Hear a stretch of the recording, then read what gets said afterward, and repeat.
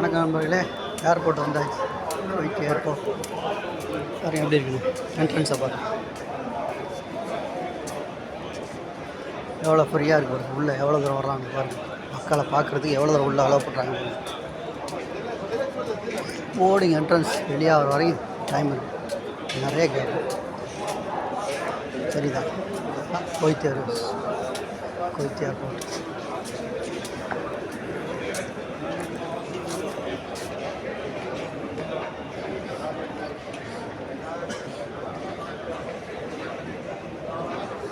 இந்த flight timing பாருங்கள், நல்லா கொடுக்கணும். இங்கிலீஷ் லாங்குவேஜ் மாதிரி.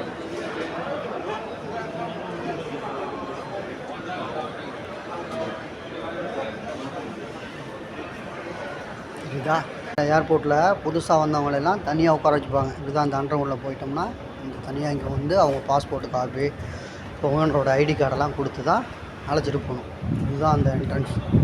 ஏர்போர்ட்லேருந்து வந்தீங்கன்னா மேலேருந்து கீழே சீடு இருக்கும். சுதாப்பில் இறங்கி வந்தோம்னா இந்த இடம்.